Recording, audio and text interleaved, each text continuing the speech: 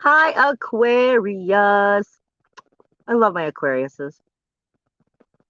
This is your homework family reading for January for all Aquarius signs, whether it is sun, moon, or rising. Now, let me explain because I haven't done these videos. I did them a couple years back and then I quit doing it. It was too much at the time, and now it's time to bring them back out again. So, for anybody who's never watched these videos before, there is a way to understand and listen to them.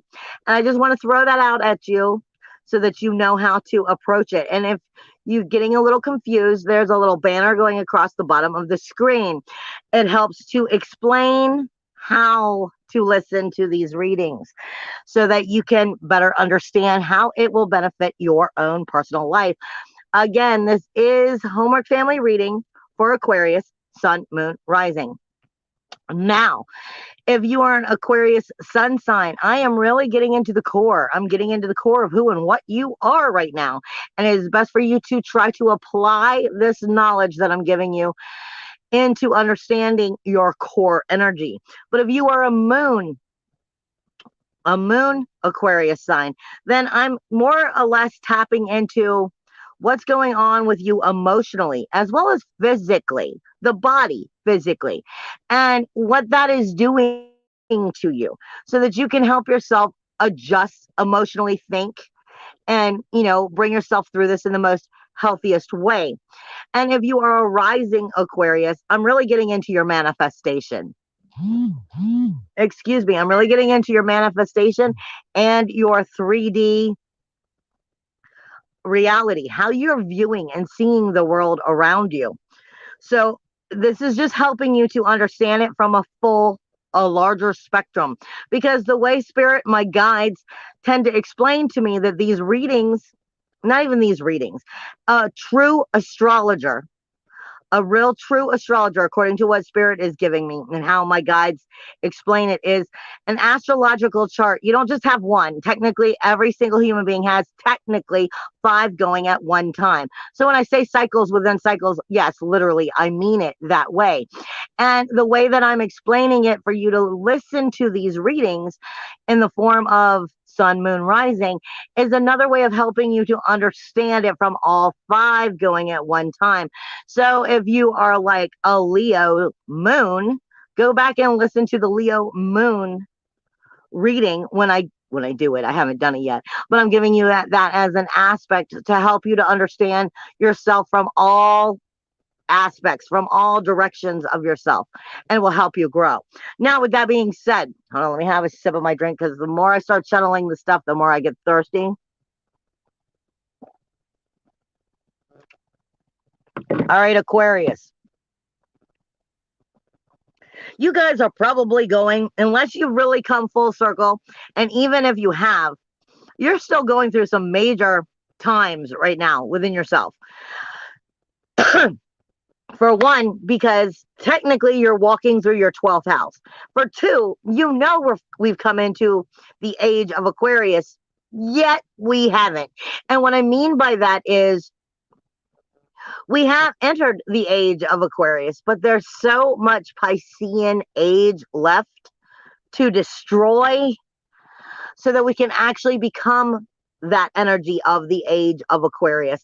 So you're in the very beginning stages, and this is probably, for the most part, very difficult for you all, because you're very much feeling it on a level that most of us do not.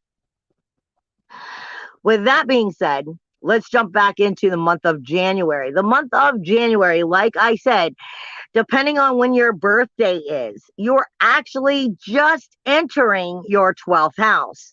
And the 12th house is no fun for nobody. Plain and simple. It's a very difficult and hard time for anybody to understand when you are going through your 12th house. I'm sorry, I've got little notes here. I'm trying to move around so that I can make myself understand things better. And if you are interested in booking any personal readings with me, if any of this isn't resonating, or if it's resonating and it's more you need more information, you can always look at the description box and find that information out for yourself later. But I'm going to go on with this reading because these are the free universal readings. That would tap more into you personally, but there's only so much I can do when I'm doing it from a universal level. Um, the 12th house is our subconscious mind. It's what we can't fully bring into consciousness. It's there, but it's like the skeletons in the closet. Or it's there, but it's like the dirt you swept underneath the rug. Okay, so it's what we don't want to see, what we don't like, what we kind of would prefer to ignore, but you can't. The 12th house is all about what needs to heal in order for a new cycle to begin, and what you need to close the door on. But not by closing it, like I said, by putting the skeletons in the closet or sweeping the dirt under the rug. It's actually cleaning out the dirt from underneath the rug, cleaning out the closet, and getting rid of it for good. So it's bringing true healing forward. And the 12th house typically describes our grief, our sorrow, our shame, our blame, our insecurities, and all of that that we don't want to know about. It is our self undoing. It is where we get in our own way and where we keep ourselves from truly becoming liberated. Because we're unconscious, we choose to be usually within this energy and what we don't want to see. Now, the reason I'm starting off with that is because that is where you are. And the sun doesn't move into Aquarius until I think around the 21st. So depending on where your birthday is, you will stay in that 12th house until after the following month when it's come into passing where you were born. And this means you're walking through some of these darker areas. But it's Capricorn, and Capricorn is a freaking loaded house right now. So it's off the chain with trying to make you learn, trying to make you heal, trying to make you grow. And most likely, that stuff never happens in fun, ooey gooey, soft and chewy ways. It always hits you beneath the belt. Sorry, but those of you who have been following me for years, you don't follow me because I sound like Willy Wonka. I don't give you the sugar-coated BS. I tell you it like it is because that's what you need to hear so that you can get yourself on the right track.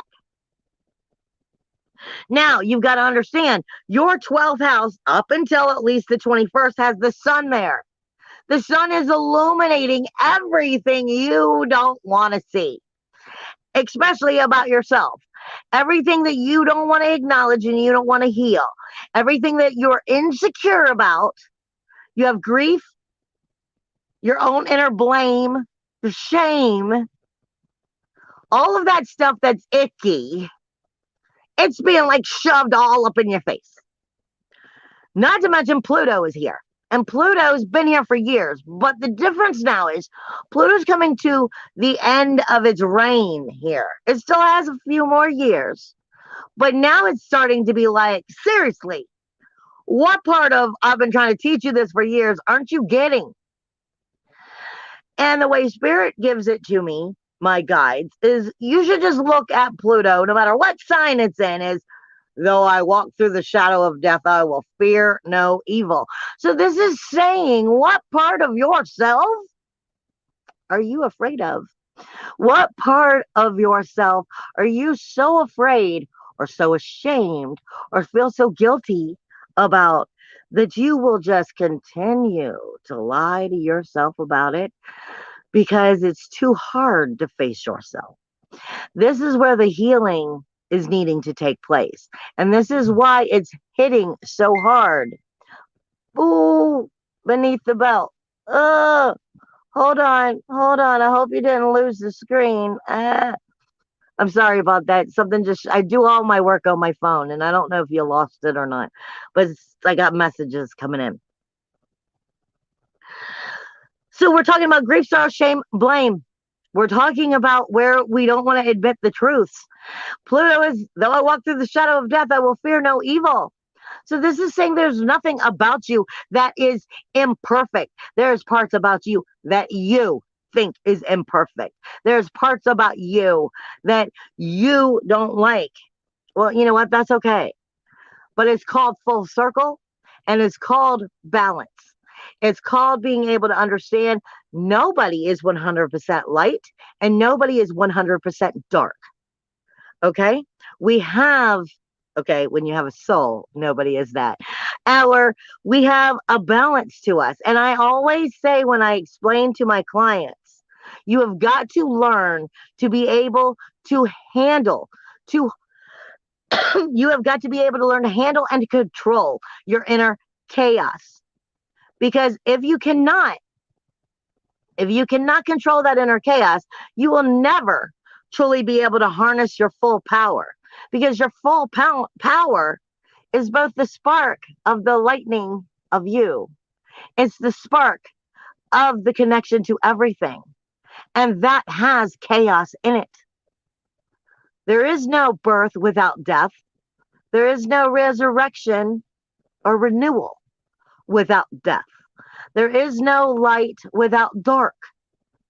In order to control and completely harness the power of you, you have to also be able to harness the power of your chaos. Because at some point, you have to unleash both. That is the power of who and what you are. And part of that 12th house is learning how to accept it, not accept it and not heal it, but accept that it's part of you. And that it's part of you that you've been denying and that you haven't allowed to breathe fresh air. Now, you also have Venus here. And Venus is in retrograde. Venus is putting extra sensitivity and value on everything that you're in denial about. That grief, sorrow, shame, blame, insecurities. Everything that you want to keep in that skeleton in the closet, everything you don't want to see. It's putting value on it and asking you how you value it. Are you valuing it and securing it and saving it to help destroy you? Have you placed it in a box pretty so far back there that it can't be touched, that is actually protected? Do you get where I'm going with this? Venus is asking you, do you value protecting it? Or would you value yourself more if you healed it? If you honored it and accepted it? Because this is going to bring you full circle. Venus is not love. I do not know how many times I can say I don't care how many astrologers out there will tell you it's love. That's bullshit. It is not love. Venus is your sensitivity and how you handle it emotionally, mentally, spiritually, and physically. So when you put your hands in an oven at 365 degrees and it burns you because you didn't have an oven mitt on, that is Venus telling you that stuff hurts me. But Venus is also telling you the things that make you feel wonderful. She tells you why you love it and why it's good for you. Venus also tells you when it betrayed you, when it lied to you, when it harmed you, and how come it did it. Listen to her. She is hitting beneath the belt, but she is trying to teach you what you need to know. Everything you need to know so that you can move forward in the most powerful of ways. You also have Juno here. Juno is the sacrifice and commitment it takes to actually grow, mature, ascend, illuminate. And it's trying to teach you how to understand that when you are giving yourself that proper love, sacrifice isn't hard to do. It's the lie we tell ourselves that makes us think the sacrifice is hard to do. You also have Vista here, which is the soul fire. It's connecting to the spark of the very soul. And it's in the beginning of the house. It has the whole thing to travel through. Not to mention, what, on the 24th, Mars will enter this energy at the end of the month, bringing a whole new aggressive energy into that healing. So you're just starting to strengthen in this energy. And I want you to understand that because that's powerful healing messages for you, but you have to know how to interpret them in order for them to actually help you heal. Now, the kicker is Mercury is going retrograde on the 14th, which means it's already in shadow. So Mercury's already looking at things from the darker aspects. And then it'll be retrograde where we all get self-centered because, let's face it, Mercury is communication. And when it's in retrograde, it's not communicating to the outer world. It's only talking to you, which makes you even more self-centered. This is why it's so important to pay attention to the details right now, because you can overlook it because of that self-centered energy. Mercury is looking at the darker aspects of things. And then once it's retrograde and then it goes shadow again after it, it'll be back into the darker aspects again. So for the next month, you're a lot more self-centered. You're a lot more looking at the darker communication. But here's the kicker. Mercury is going to be going retrograde in your sign. And then it's going to leave and go back into the 12th house, strengthening the power of that 12th house even more. Okay? Your first house is your self-awareness. It is your personality. It is the character of who and what you are, the view of how you see the world as well as how you see yourself. It is your image and your identification. But Mercury is going in retrograde here. And Saturn is here. So this is asking you, what rules, walls, and boundaries from Saturn are you still needing to set to locate the authentic spark of you? The true you that you still haven't fully brought into fruition? Just like I said in the beginning of this reading, we are in the age of Aquarius, yet not. There's so much destruction that still has to happen from the age of Pisces to find the Aquarius inside. This is what's happening with you. You're still destroying false parts of the image, of the character, of the idea of who and what you are. And with it in the 12th house, your loaded 12th house, Mercury going from your first house back to your 12th house, it is showing you where you're in denial of the lies you tell yourself about who you are. Now, that's not a bad thing, but it may be a little beneath the belt because it may be telling you some of the glorious parts about yourself that you're afraid of and that you can't honor yet and you can't believe in yet, but it's time to. But it may also be telling you where you're in your own way and where you've given yourself a false image of who and what you are by the outer world as well as by yourself, or where the outer world has given you the idea that you're somebody that you're not. And you're starting to really dissect this. And I'm really getting this is solar plexus energy, some serious solar plexus life force energy, and that you are cleaning out some super funky junk about this energy, and that it's going to help you to grow and mature. But this energy is definitely going over the next month, is what you'll be seeing it. And that's just your first and your 12th house.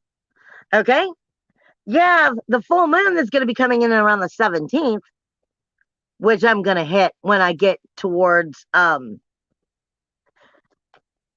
I'm going to hit it right now, because Uranus is in retrograde up until the 18th, the day before the full moon. Well, Uranus, for you, is actually in your 4th house, right? Your 4th house. Let's just get a little deeper about the conversation we were in. The 4th house is your inner emotional security. I'm sorry, when I start tapping into the energy, they literally put the energy in me. So like I said, this is definitely some solar plexus energy and cleaning out so that you can make room for some brighter, healthier yellow solar plexus. You're cleaning out a lot of funky dinge that's keeping you from your self-worth, self-value, self-esteem. But what's most importantly is it's keeping you in the fear and the lack and the lack of nurturing from your inner emotional security. We're asking you, sorry, this is coming from them. We're asking you to get into the root of who and what you are, not just the child that you were, but the root. What's created you to be you? And where have those creations of that root not nurtured you properly so that you have doubts in your inner emotional security? We're learning how to heal that and clean that and brighten that energy up. But Uranus here has been doing the same thing and making you question and doubt yourself. Look at that inner emotional security, self-worth, self-value, self-esteem. Where is, you have to understand your vibrational frequency that deals with your actual manifestation comes from how you feel about yourself. And your self-worth, your self-value, your self-esteem is what creates that manifestation. So therefore, if it's a lower vibration and if it's in lacking of that self-worth, self-value, self-esteem, if it hasn't been nurtured and it's been neglected, then your manifestation will bring to you more neglection. You get where I'm going with this? We're cleaning this out so we could sharpen it up, so we can bring the manifestation into a stronger, higher vibrational frequency by understanding how to strengthen the inner emotional security. And my throat is getting really dry. So this is speaking to you about learning how to speak as well as knowing when to listen and knowing when to shut off the listening to know how to speak.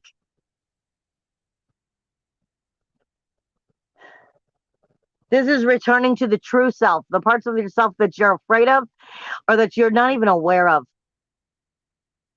Uranus here in Taurus is also talking about standing in your power because it's ruled technically by the second house, even though for you it's the fourth house. The second house is how you create that manifestation, but it's also talking about to you your money, but it's also talking to you about how you manifest in the way of, are you the authority of your own creation, of the own life that you are living, or are you a possession of someone else's authority and possession of someone else's life, and therefore you're being duped and pushed around and manipulated? We're looking at things from these points of views and coming back into your power. Now, you have Jupiter, who has recently moved into your second house. Again, with the self-worth, the self-value, the self-esteem. Jupiter, let me explain. These planets are energy. They do, just like magic, they do not care about positive or negative. They care about what you feed them. And if you're feeding them healthy, vibrant energy, they will feed you back healthy, vibrant energy. But if you are feeding them ill-watered funky junk, then that's what they're going to bring to you. Jupiter is, for all intents and purposes, the higher knowledge that comes with the higher self. And he's in your second house, speaking to you about knowing thyself, your self-worth and self-value, self-esteem, your liberation. And he is speaking to you about bringing power to that. And if you are not stepping in that power, then he can't bring that to you. All he can bring to you is the exact opposite. And Jupiter is going to be here all year. Okay? So this is speaking to you about coming into a whole new you as we approach this year and starting to grow and mature. But the other kickers that we're looking at is the North and South Node, which is also moved into your fourth house where that Uranus energy is. Everything you need to know about moving forward is coming about knowing thyself. And everything that you're good at that don't work for you is in Scorpio. Is in the 10th house. So where are you listening to the outer world instead of listening to yourself? Where are you allowing the outer world to dictate how life should be viewed? And still sticking in that mindset of everything we've known before and thinking that it still has to be viewed that way. No, we're changing this earth. We're changing this world. And what was is changing because it wasn't good. So where are you holding on to that wasn't good and still thinking that it must stay that way? The whole back of my head right now is vibrating, and this is talking about actual brain functions and how it works within the third eye, but more importantly, how it works within the crown energy and how we shift and we adapt and how we view things and how we're able to, come into the power and bring it into fruition on, honestly, like a 70 and higher. And this is asking us how we're going to start to change Age of Aquarius and change the way we view the world around us by actually doing it ourselves. And that, I don't know which frequency that is. That's not going to work for me. You can't give me a tuning fork sound.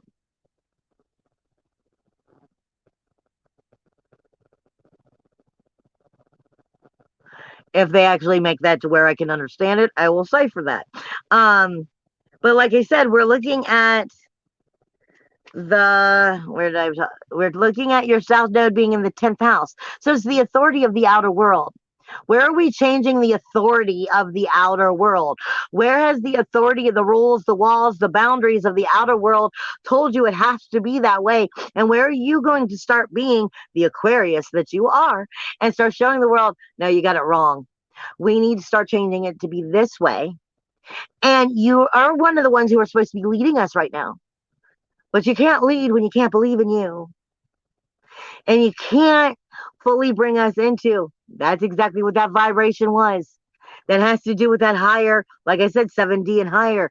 This is about us understanding that in order for you to come into the fruition of that very understanding of the age of Aquarius, you first must start walking in it.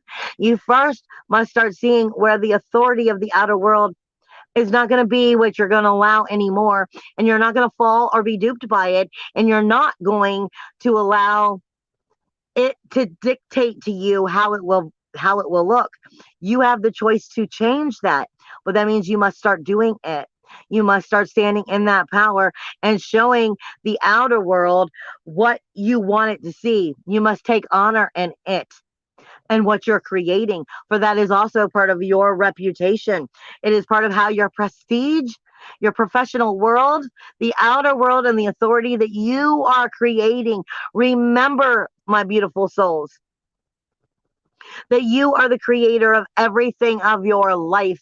And I say to you all the time, if you do not like the kingdom you have created, well, it's time to start being a better king or queen. And this is asking you to start showing the world how to be that better king or queen by coming front and center and starting to do so, by believing it in your own world and showing others how to follow suit. Let me see what. Okay. What do the cards have to say also to you?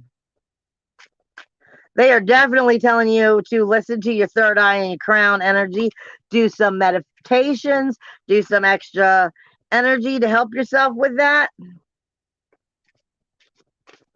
The very first card out is Soulmate. And there goes that vibration in my ear again. This may be for some of you that the right people are coming into your life. But what I really feel is this is the most important soulmate in your life is you. You. You, my beautiful. You. Is there anything else? Yeah. Okay. What they're giving me is F. They're giving me heart. The tuning fork. They're giving me the heart. Listen to your heart space for the best soulmate is the higher self to bring the best creation forward by being yourself and listening to your heart. You can't make this shit up. What else do you want me to tell Aquariuses for the month of January?